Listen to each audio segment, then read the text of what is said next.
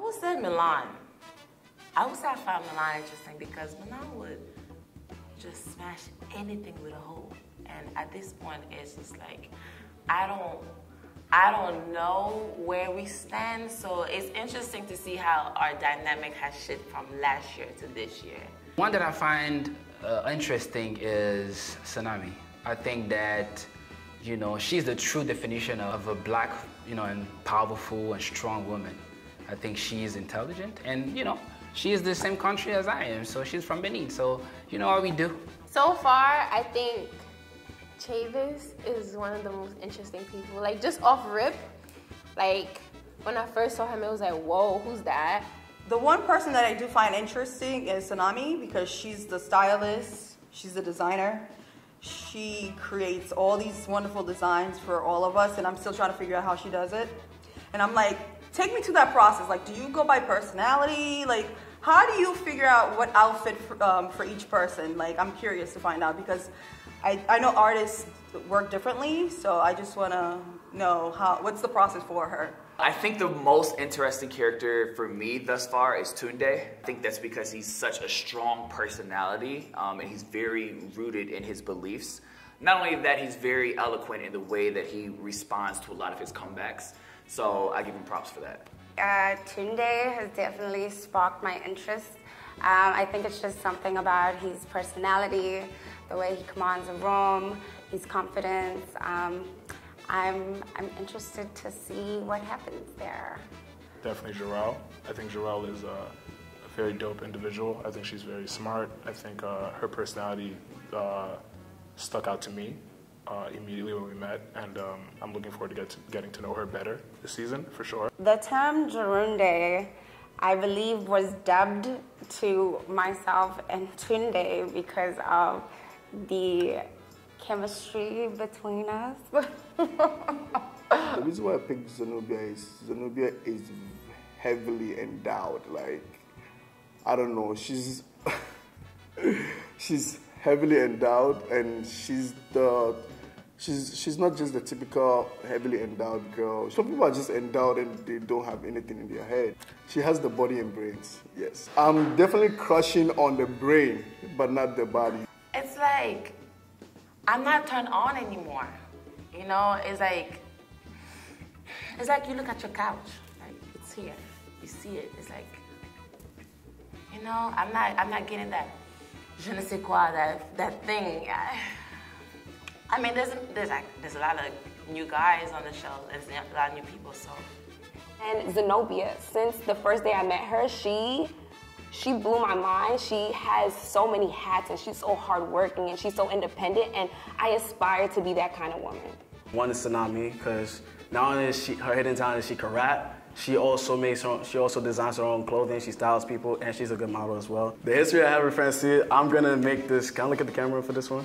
So with Jessie, it's like we know each other from, you know, working at the same place, and that's about it. Like, the only thing that I wish Jessie would do is just be honest with the situation. I feel like he's not being honest with what's going on. I'm gonna make this straight right now. Me and Francine, we met us, so we worked together. I'm not gonna say the name. We was working for 3 weeks, maybe to a month at most. And that was the only time we was actually speaking to each other. I haven't spoken to her ever since that. I didn't make any attempts to contact her. I'm not saying she's a bad person. It was just I was just going about my life and stuff. So there's really nothing there. So no beef. I don't have anything against her. There's just nothing there. So I'm not making anything about that.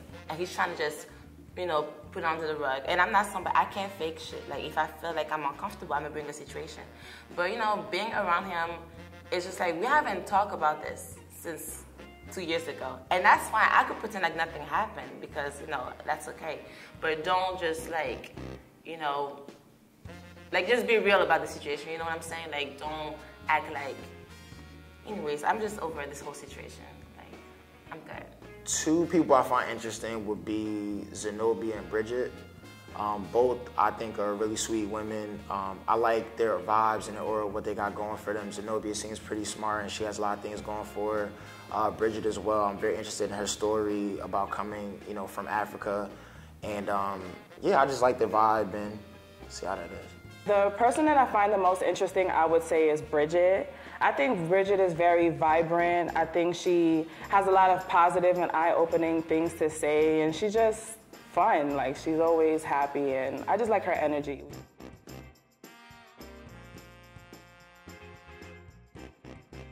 I would say I had sex on the train once, and I think that was a little bit nasty. Okay. It was the A train. Stop, guys.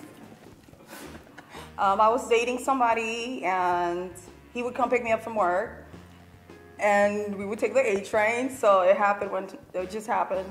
So normally when we get on the train, because it's the last stop, so there's never anybody on the train. So that was the two of us. It was just the two of us, so we ended up doing a quickie or something.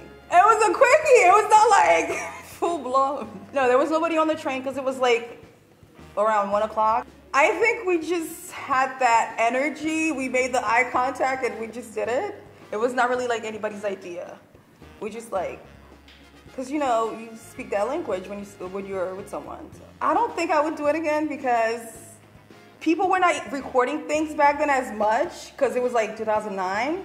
But now everything is just like somebody's always watching, somebody's always like looking to record something. So I don't think I would do it again.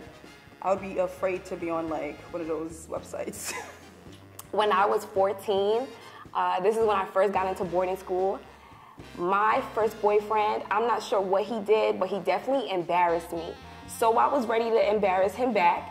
And I dressed in all black, showed up to the dining hall in front of all the faculty, teachers, their kids, everything, and cursed him out. And he wiped me after that, so. The craziest thing I've ever done was bungee jumping off of the Orlando coal station in Soweto, Johannesburg. I'm a huge adrenaline junkie. And I did. I took the leap, and it was the most amazing experience I've ever had. My friend was dating this guy that was cheating on her that I knew, but she didn't. I don't know how she didn't, but I knew already. And she was confronting him at their apartment, and they were like going back and forth. He didn't care. He showed no emotion. So I was really enraged. So while they were arguing in the living room, I went to the bedroom, their bedroom. And I saw all his nice Jordans, Versace's, like Gucci's, Pradas. I'm like, oh, I don't know what I'm gonna do. I went to the kitchen, I took a kitchen knife, and I cut it. I chopped everything. I chopped all his shoes, all his clothes. I took all his video games, because he loved Call of Duties and all this stuff, and I smashed them in pieces. And what I did is I put them back in the boxes as if nothing happened, and I went back to the living room. And then a few hours later, nothing was really going on, so I'm like, let me catch an Uber and leave, because I don't want to be here when he realized. I got a nasty phone call. Like, he came to my house, he was pissed off. Like, long story short, the cops were called, and I denied everything. There's no proof that I did it, but I did it. That happened years ago, so. Honestly, I think the craziest thing I've done is decided to move to Miami within 2 days with only the bag that I had at that time, and completely left everything that I built in New York. And just up and decided to move to Miami based off of opportunities as well as experience. So, yeah, we had sex on the train, and I didn't regret it. It worked. Unfortunately, the relationship didn't last too much after that, but it was worth it at that time. The craziest thing I've ever done is thinking I can wakeboard with a wig on. It's basically like surfing, but you're laying down. So I was on the beach, South Beach, looking cute, and there was a big wave. I've been wakeboarding for like a while. So there was a big wave, and I was like, you know, I'm catching this wave. I went in with a wig. I came out with braids.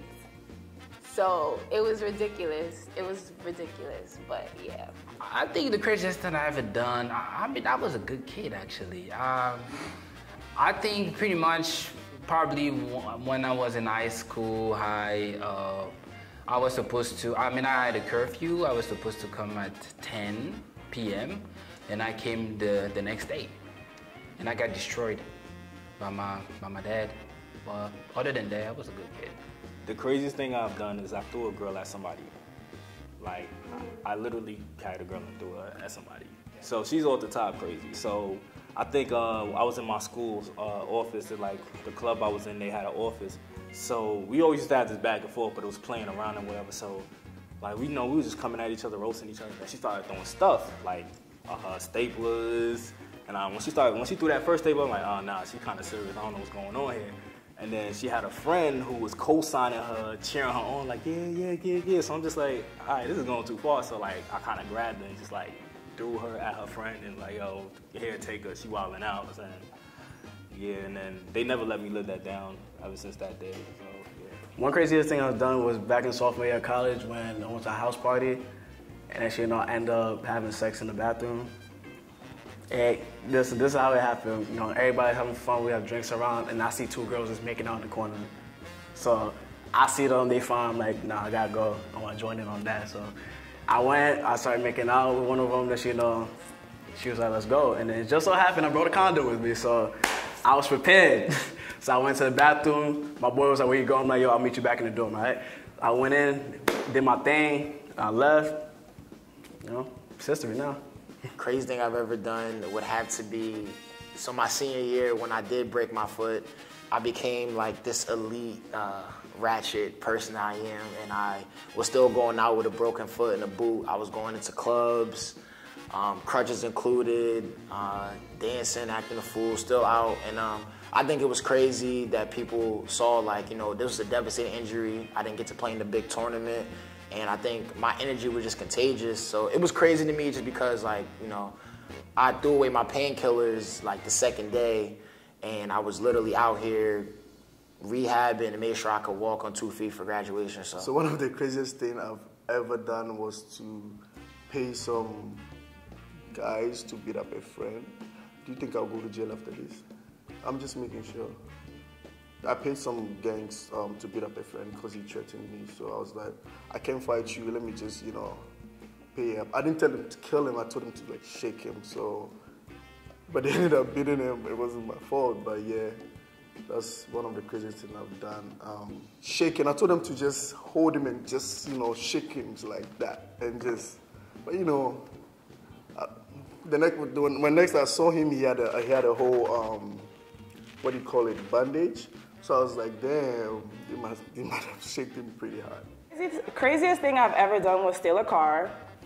And it was because my friend had a boyfriend and they were together for like 2 years, and she was stupid and she signed for a car for him, and they broke up and he wasn't giving it to her. And I was like, well, we're gonna go get it. So at 3 o'clock in the morning, we went to the Bronx and I broke into the car. My dad taught me like how to survive. He taught me how to do oil changes, change tires, all of that before I was even like 12. He didn't have no boys, we were all girls, so we had to fulfill that dream for him. And I broke into the car and we stole it and we took it right to Harlem where I live. And then we hid it in my cousin's garage for like a couple weeks. And then he called the police because it was stolen and they found it, we got arrested, but it was fine.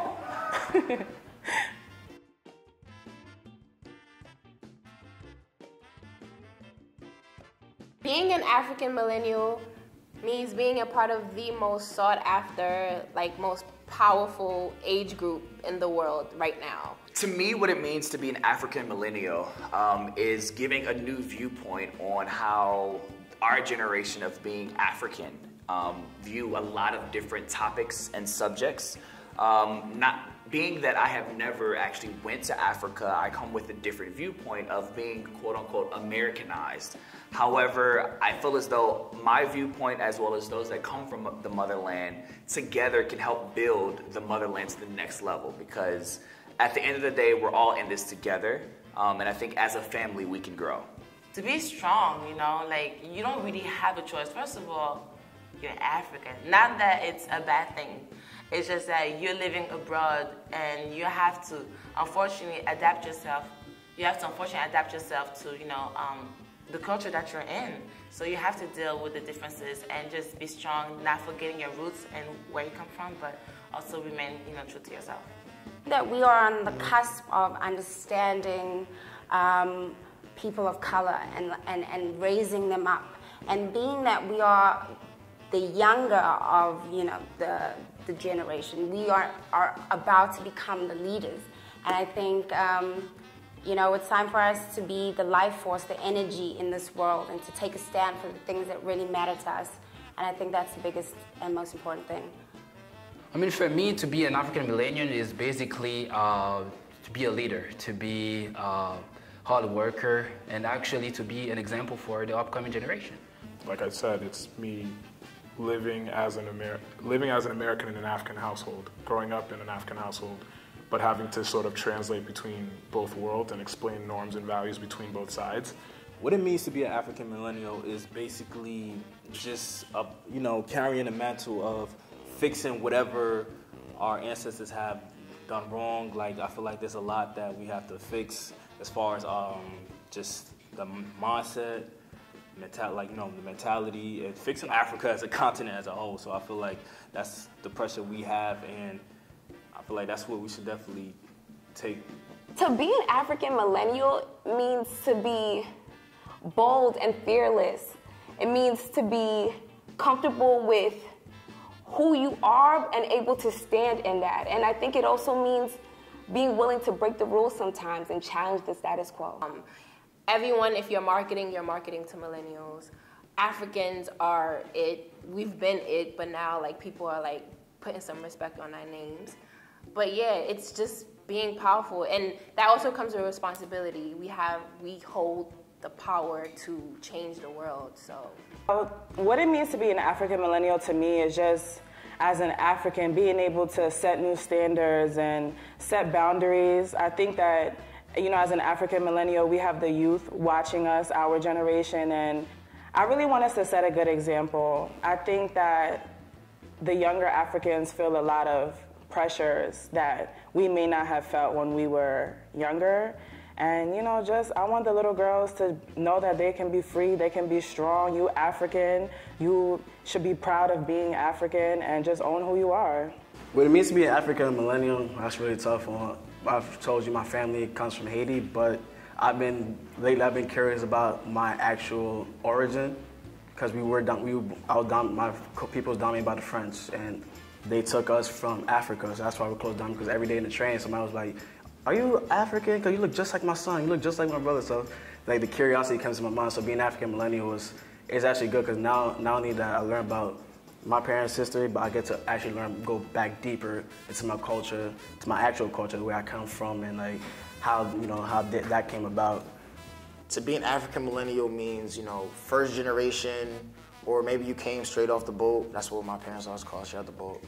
And you're in America and you become Americanized, and you get a chance to see, you have an immediate bridge, whether it be from personal experience or just being here and understanding your parents' tribulations. So I think this is a great way for us to explain, the hardships and how there is a difference between people of African descent directly and those who are just born and whole lineage have been American. What it means to me to be an African millennial is that we get to express ourselves based on our own point of view. It's not being media washed or whitewashed or whatever.